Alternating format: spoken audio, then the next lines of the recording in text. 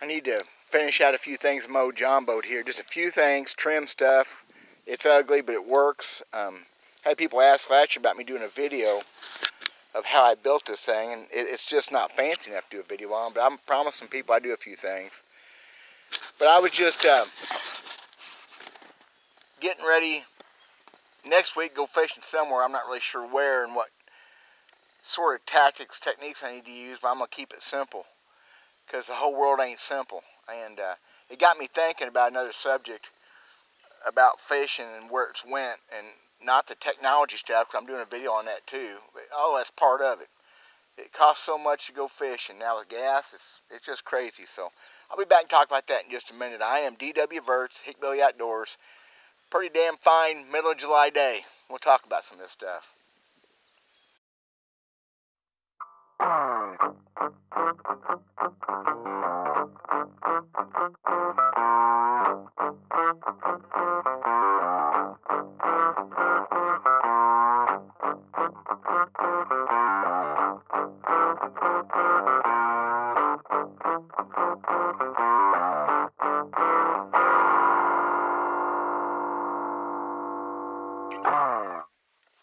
What got me thinking about this was I may fish a new lake next week I've never been on before, and I hear it's full of lily pads and grass, which a lot of my lakes are. It's one of my favorite things to do, but we're in the middle of July now, so that stuff's going to be pretty thick, and I was mowing grass, mowing my pasture, and thinking about setting some tackle up for that situation.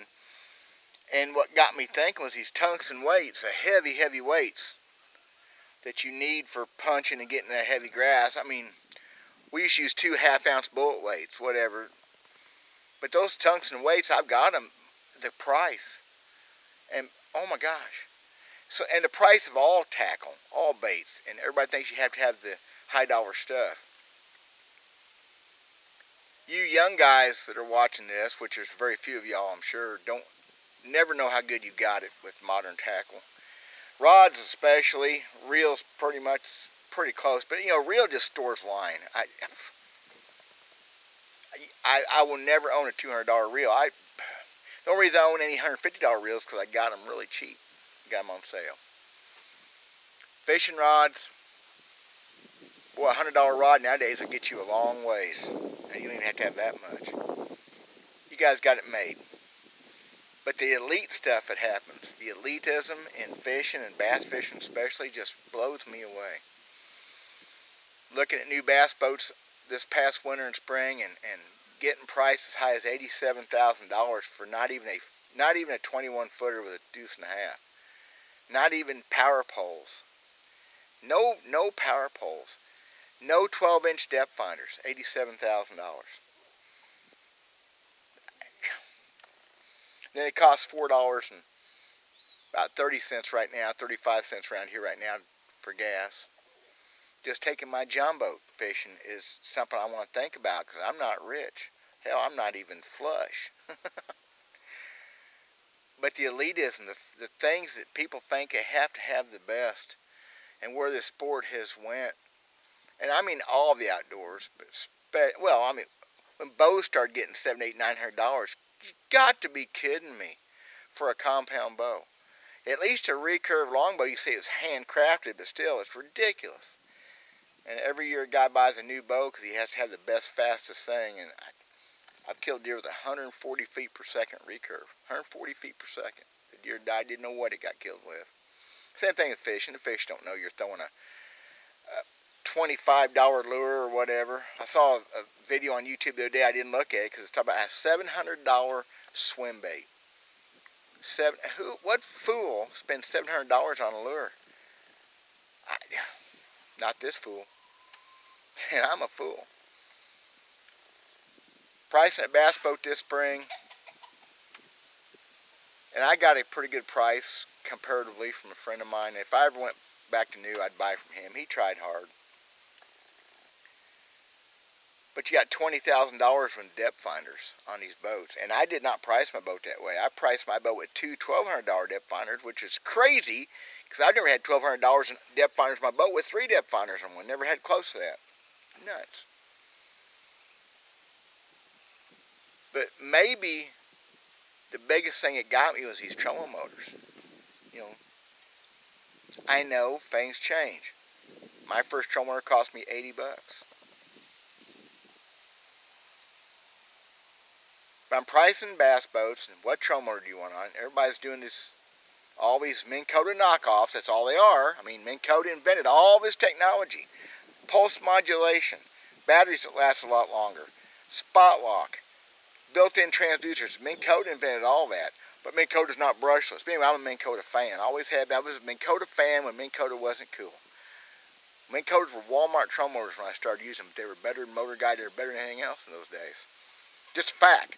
And they've led the way for years, but their patents run out, so everybody's got one that copies off of them. But I never individually priced a trolling motor. I just got a price for a Lowrance trolling motor on a boat, and then later on I saw somewhere it was $3,200 for that trolling motor. $3,200 for a trolling motor. So I guess the Ultrex Minn Kota is 21 to 24. But 32, that's a lot more money for unproven, to me, technology. When I got done pricing boats, I had decided to put the 4 tracks on the boat.